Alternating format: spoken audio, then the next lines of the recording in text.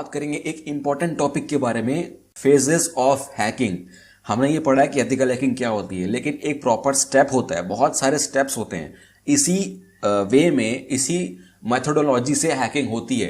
मतलब जो प्रोफेशनल तरीके से करते हैं हम लोग, या इंडिविजुअली भी अगर हमको करना है तो इस तरीके से करेंगे ना। जो स्टेप्स मैं आपको बताने वाला हूं, ये स्टेप्स में करेंगे ना तो काफी चांस है कि आप सक्सेसफुल रहोगे। तो इन्हीं स्टेप से कॉर्पोरेट में भी हैकिंग होती है, एथिकल हैकिंग। तो मैं यहाँ पर एथिकल हैकिंग की बात कर रहा हूँ। तो जो मेन स्टेप्स हैं, एक एक करके बात करते हैं सबके बारे में।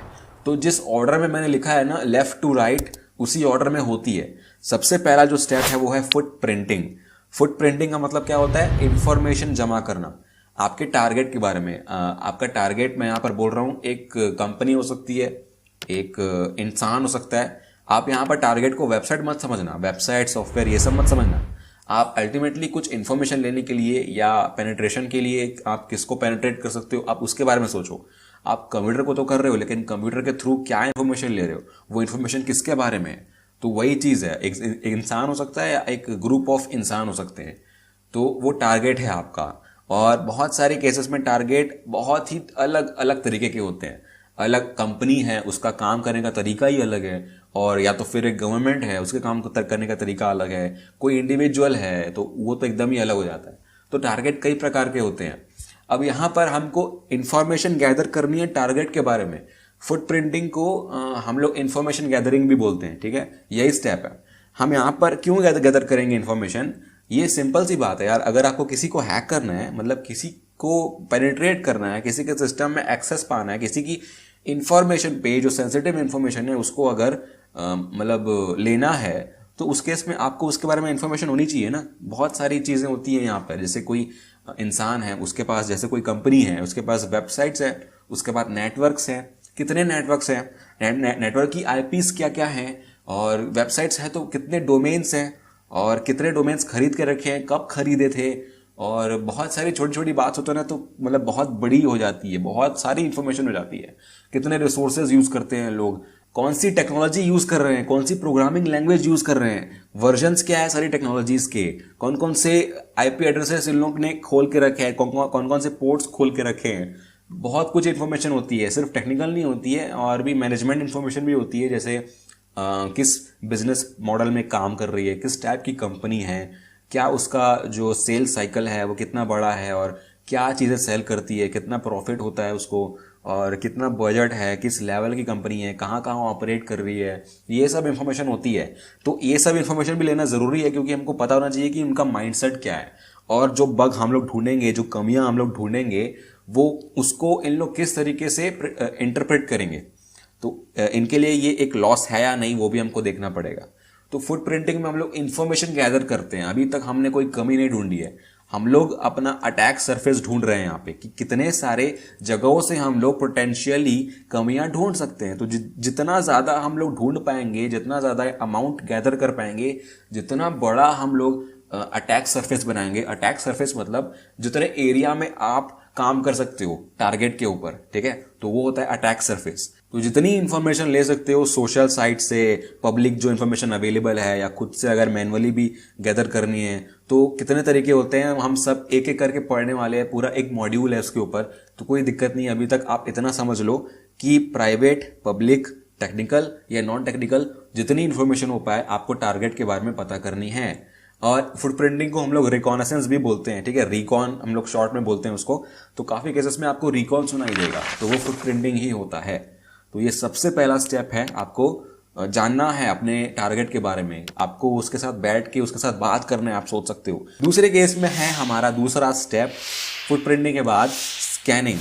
अब इस फेस में हम लोग ढूंढते हैं कमियां, इस फेस में हम लोग आइडेंटिफाई करते हैं लूप होल्स को, वल्नरेबिलिटीज को। जितनी इंफॉर्मेशन हमने गैदर की है उसी के अंदर हमको कमियां ढूंढनी है। अब कैसे ढूंढते हैं? हमने अगर ढूंढा है कि वेबसाइट जो है वो PHP यूज कर रही है, तो PHP में कितनी वल्नरेबिलिटीज हैं, और कौन सा वर्जन इन लोग यूज कर रहे हैं, उस वर्जन में कौन सी वल्नरेबिलिटीज हैं। या फॉर एग्जांपल जो वेबसाइट है वो इनपुट ले रही है, यूजर नेम पासवर्ड है, लॉगिन का फंक्शन है, तो लॉगिन में कोई लूप होल है क्या? जैसे मैं अगर पासवर्ड गलत डालता हूं तो भी अगर लॉगिन हो रहा है क्या, या सही डाल रहा हूं और किसी और का पासवर्ड ब्रूट फोर्स हो रहा है क्या यहाँ पे। तो ये सब चीज़ें हमको कमियां ढूंढनी है। यहाँ पे हमने जो भी चीज़ें इंफॉर्मेशन में देखी थी तो उनके ऊपर ही हमको कमियां मिलेंगी। इन्फॉर्मेशन और कमियों में डिफरेंस होता है। इन्फॉर्मेशन हम लोग जानते हैं उसके बारे में, और कमियां मतलब उसके बीच बीच में ढूंढेंगे कि कहाँ कहाँ से हम लोग घुस सकते हैं, कहाँ कहाँ से हमको मिल सकता है, कुछ अंदर जाने का रास्ता मिल सकता है। तो वो स्कैनिंग होता है। स्कैनिंग बोलते हैं इसको, मतलब सिर्फ स्कैनिंग ही बोलते हैं यार, और कुछ तो मेरे को नाम याद नहीं आ रहा है। फुटप्रिंटिंग में जितनी इन्फॉर्मेशन आप ले सकते हो ना, आपका उतना ज़्यादा चांस होता है कि आप कमियां भी ढूंढ पाओगे। इसीलिए बोला जाता है कि रिकॉन आपका स्ट्रांग होना चाहिए, क्योंकि जब आप फुटप्रिंटिंग में फॉर एग्जांपल आप कितने सारे पेजेस ढूंढ लेते हो वेबसाइट के, उतना ज़्यादा चांस होगा ना कि एक पेज में आपको कमी मिलेगी। क्योंकि अगर आपने 10 पेज ढूंढे हैं उसमें कोई कमी नहीं मिली, लेकिन अगर आपने 1000 पेज ढूंढे हैं तो काफ़ी चांस है कि आपको 10 में नहीं मिला तो 1000 में तो मिलेगा, कुछ ना कुछ कमी मिलेगा। तो इसलिए फुटप्रिंटिंग सबसे इंपॉर्टेंट है यार। ये टेक्निकल और नॉन टेक्निकल दोनों होता है, ठीक है, ये सिर्फ टेक्निकल की बात नहीं कर रहा हूं मैं। तो स्कैनिंग फेज डायरेक्टली डिपेंड करता है कि आपने फुटप्रिंटिंग कितना अच्छे से किया है और रिकॉन कितना अच्छे से किया है। अब तीसरा स्टेप है, यहाँ पर मैंने स्कैनिंग में सारी कमियां ढूंढ ली, मुझे पता चल गया कि ये कमियां हैं, और मैं अभी मुझे ये नहीं पता है कि मैं हैक कर सकता हूं कि नहीं उनका यूज करके। मैंने अपने इंट्यूशन से पता किया है कि ये कमी है, लेकिन अब मेरे को उसको पता करना है कि ये सच में घुस सकता हूं कि नहीं मैं सिस्टम में इस कमियों के द्वारा। तो उसके लिए एक टर्म आता है यहाँ पर एक्सप्लॉयटेशन। तो थर्ड स्टेप में हम लोग एक्सप्लॉयटेशन करते हैं ताकि हमको सिस्टम में एक्सेस मिल पाए। तो इसका नाम है गेनिंग एक्सेस। आपको एक्सप्लॉयट करना पड़ेगा। एक्सप्लॉयट का मतलब यही कि आपको कमियों का फायदा उठाना है सिस्टम में घुसने के लिए। तो यहां पर हम लोग बहुत सारे टूल्स और टेक्निक्स यूज करते हैं, मतलब दुनिया भर के टूल्स हैं और काफी टूल्स सेम काम करते हैं कई हद तक, लेकिन आपके ऊपर है आपको कौन सा टूल यूज करना है। कोई आपको बोल देगा कि ये टूल यूज करो तो आप वही यूज कर रहे हो, कोई और के बारे में जानते ही नहीं हो। ऐसा नहीं करना है, सारे टूल्स के बारे में जानो, लेकिन अपनी वजह से कोई भी यूज करो यार, सब अपने अपने आप में बेस्ट होते हैं, लेकिन कहाँ कब यूज करना है ये आपको आना चाहिए। तो एक्सप्लॉइट करना है उन सारी कमियों को एक्सेस पाने के लिए सिस्टम में।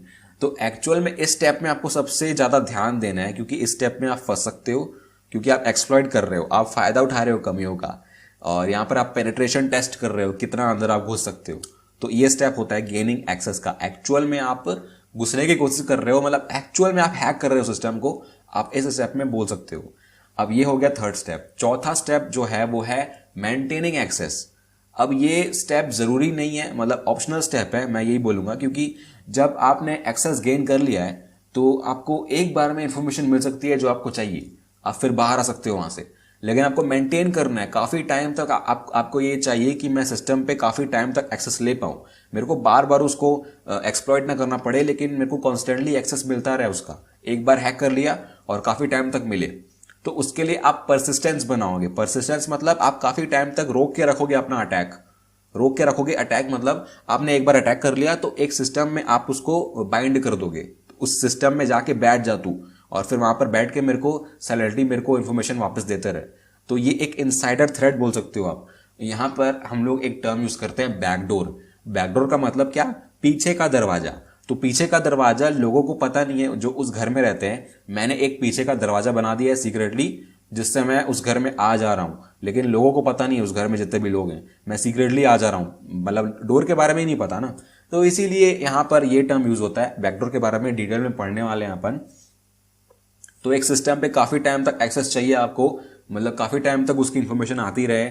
इस केस में हम लोग मेंटेनिंग एक्सेस करते हैं। हम लोग प्रोफेशनली कैसे यूज करते हैं कि कितने हद तक मैं पेनिट्रेट कर सकता हूं, कितने टाइम तक कर सकता हूं, और कोई मेजर इन्वॉल्व है कि नहीं मेरे को रोकने के लिए। आपने एंटीवायरस स्कैन मतलब किया है कि नहीं, रेगुलर स्कैन करते हो कि नहीं, रेगुलरली चेक करते हो कि नहीं सिस्टम को। ये सब चेक करने के लिए हम लोग मेंटेन करते हैं अपने एक्सेस को।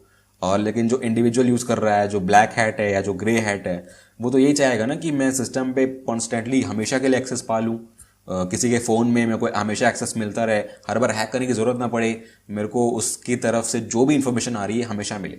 लेकिन कॉर्पोरेट पॉइंट ऑफ व्यू से हम लोग एंटीवायरस या जो रेगुलर स्कैन्स होते हैं उनको चेक करने के लिए यूज़ करते हैं ये स्टेप। तो यह है चौथा स्टेप। अब पांचवा स्टेप है क्लियरिंग लॉक्स।